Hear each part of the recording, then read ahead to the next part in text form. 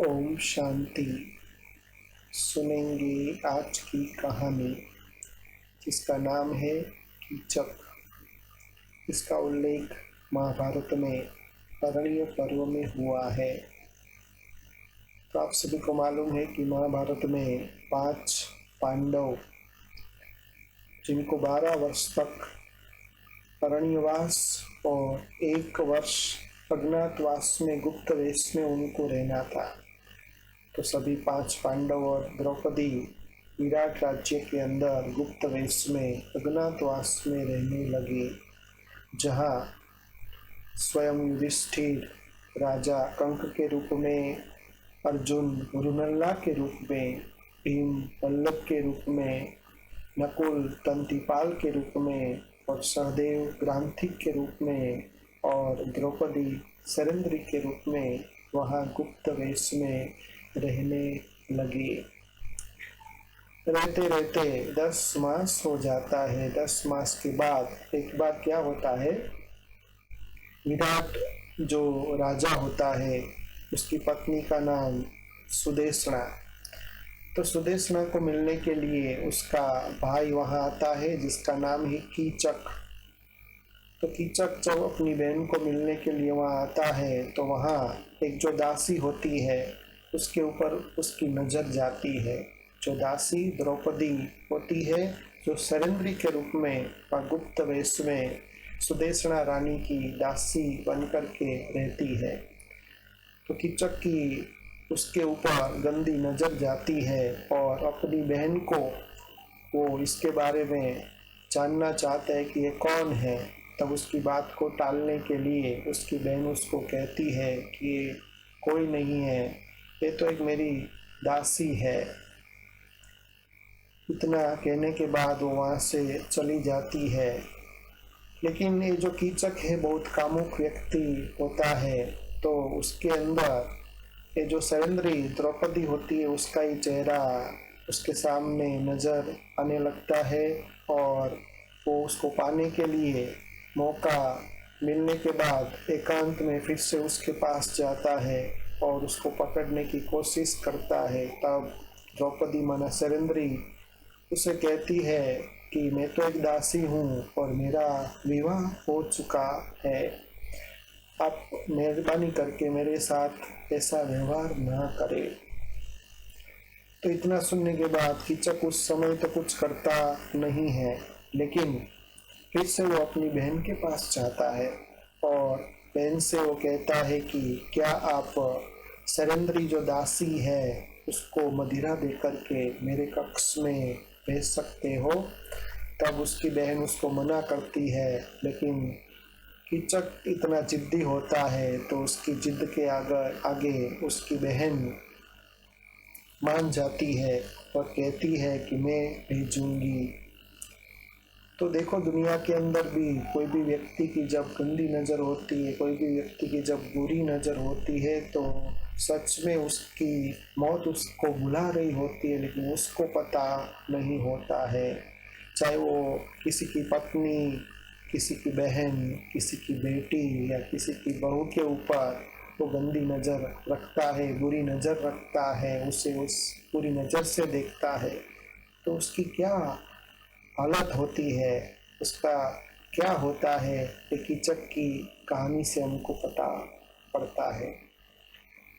तो कहे अनुसार सुदेशना फिर से अपनी दासी के पास, सरेंद्री के पास जाते हैं और उनको कहते हैं कि ये मदिरा लेकर के तुमको कीचक के कक्ष में जाना है।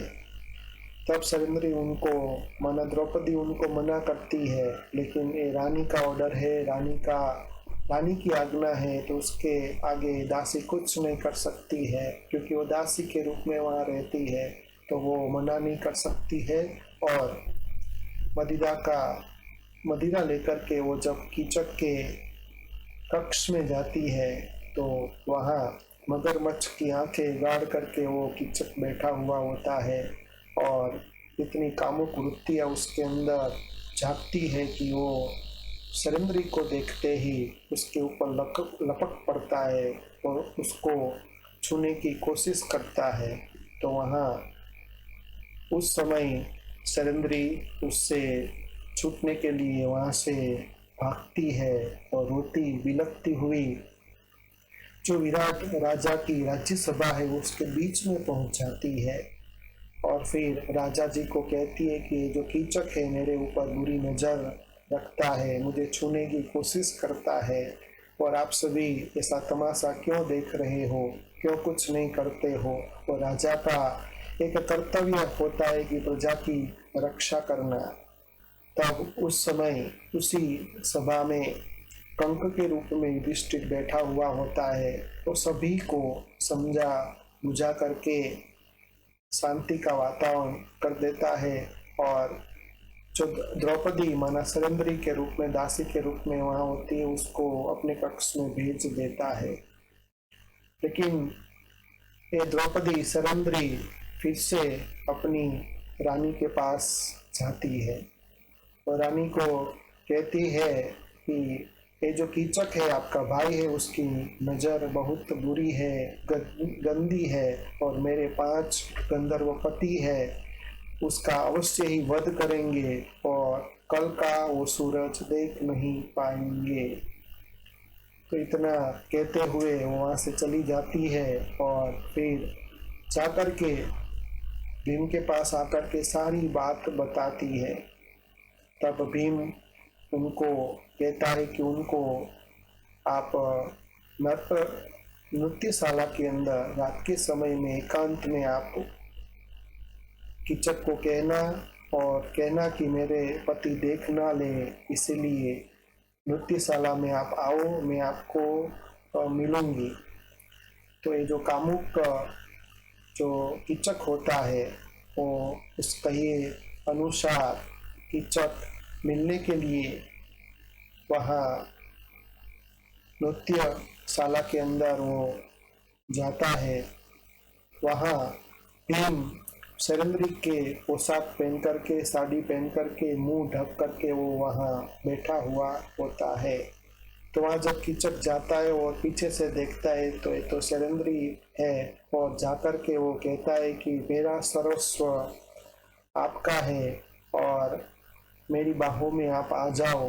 तब वो जो सरेंद्री के रूप में जो भीम बैठा हुआ होता है वो उठ खड़ा होता है और कहता है कि मेरी बाहें तेरी कब से राह देख रही है। ऐसा कहते हुए तुरंत ही उसको नीचे गिरा देते हैं और फिर वहाँ अर्जुन रोनल्ला के रूप में वहाँ बैठा हुआ होता है और जोरदार बड़े आवाज से मृदंग बजाने लगता है, जिससे ये जो कीचक और भीम के बीच में जो युद्ध हो रही है उसका किसी को पता न पड़े, क्योंकि सभी 5 पांडव और द्रौपदी वहाँ अज्ञातवास में रहते हैं। अगर किसी को पता पड़ जाए तो फिर से उनको 12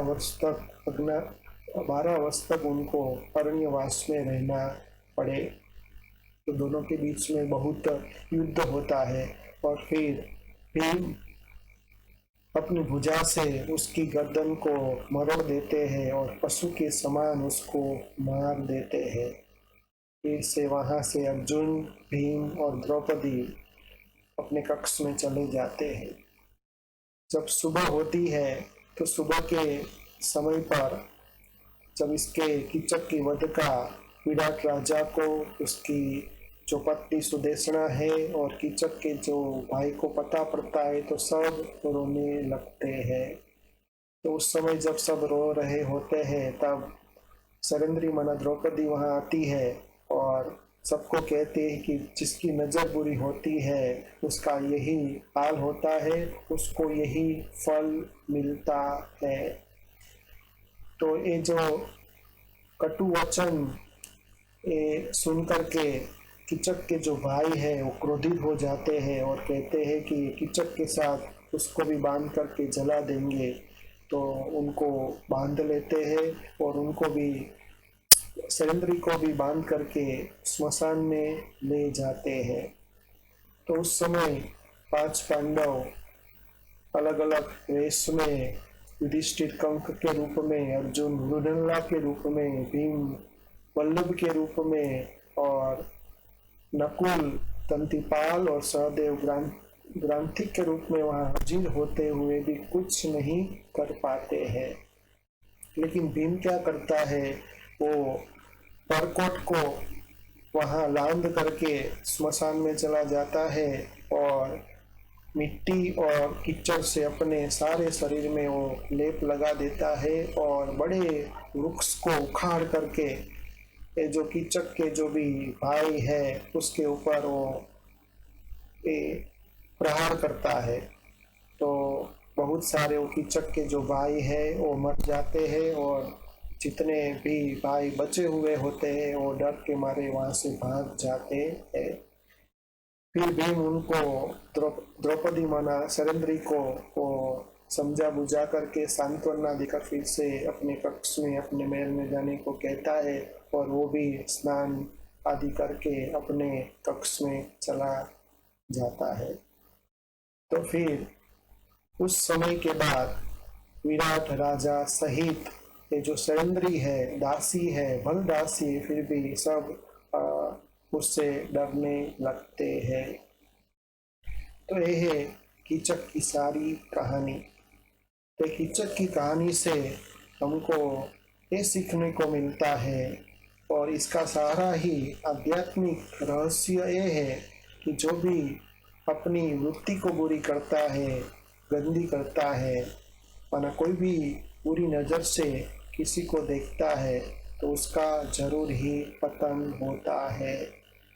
तो अपने हृदय के अंदर यदि परमात्मा को, भगवान को बिठाना है तो ऐसी गंदी कामुक वृत्ति अगर रखेंगे, किसी को गिराने की कोशिश करेंगे या किसी का दुर्भावना करेंगे या किसी के अकल्याण का विचार भी करेंगे तो उस हृदय में परमात्मा का वास नहीं होता है। परमात्मा हमेशा स्वच्छ पवित्र हृदय में ही वास करते हैं। तो हमारी जो वृत्ति है, हमारे जो संकल्प है, हमारी जो सोच है उसको चेक करना है और कभी भी गंदी वृत्ति से किसी को भी देखना नहीं है। तो सारा ही हमने दृष्टांत देखा तो कैसे कीचक की मौत हुई